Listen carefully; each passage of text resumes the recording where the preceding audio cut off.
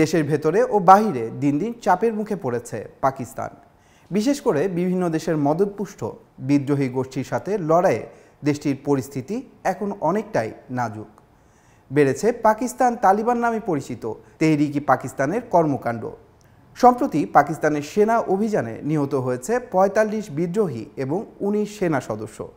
এ সময় খাইবার পাখতুনওয়ার দক্ষিণ ওয়াজিরিস্তানে ১৩ জন এবং বাজৌরি এলাকার আরেক অভিযানে ২২ জন জঙ্গি নিহত হয়েছেন। লোয়ার দির এলাকায় অপর অভিযানে আরও ১০ বিদ্রোহী এবং ৭ সেনা নিহত হয়েছে জানায় আল জাজিরা। এ সময় দেশটিতে অন্তত ১৯ জন সেনা সদস্য নিহত হন বলে জানিয়েছে দেশটির সংবাদ মাধ্যম ডন।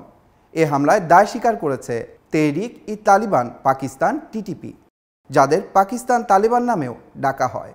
এ ঘটনায় নিহত সেনা সদস্যদের জানাজায় অংশ নেয় দেশটির প্রধানমন্ত্রী শেহবাজ শরীফ ও সেনাপ্রধান ফিল্ড মার্শাল অসীম মুনির। দেশটির প্রধানমন্ত্রী বলেন, সন্ত্রাসবাদ মোকাবেলায় পাকিস্তানের জবাব পুরো শক্তি দিয়েই দেবে এবং এ বিষয়ে কোনো আপোষ করা হবে না। শেহবাজ আরও বলেন, পাকিস্তানে হামলাকারীদের পৃষ্ঠপোষকেরা আফগানিস্তানে অবস্থান করছেন এবং ভারতের সমর্থন পাচ্ছে। সন্ত্রাসবাদ নিয়ে কোনো ধরনের রাজনীতি বা বিভ্রান্তিকর প্রচারণা পাকিস্তান মেনে নেবে না। ২০২২ সালের নভেম্বর মাসে তেহরিক-ই-তালিবান পাকিস্তানের সাথে সরকারের যুদ্ধবিরতি ভাঙার পর দেশটিতে সন্ত্রাসী কর্মকাণ্ড বেড়েছে। সংগঠনটি তখন নিরাপত্তা বাহিনী, পুলিশ ও আইনশৃঙ্খলা রক্ষাকারী সংস্থার সদস্যদের বিরুদ্ধে হামলা বাড়ানোর ঘোষণা দেয়।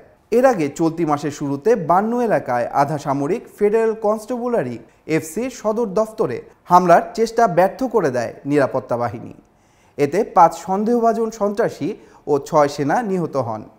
জবাবে সেনাবাহিনীর সন্ত্রাস বিরোধী অভিযান আরও জোরদার করেছে। এলএমই সার্টিফাইড বিশ্বসেরা কপারে তৈরি ওয়ালটন কেবলস, যা আপনার স্থাপনাকে রাখবে সব সময় নিরাপদ।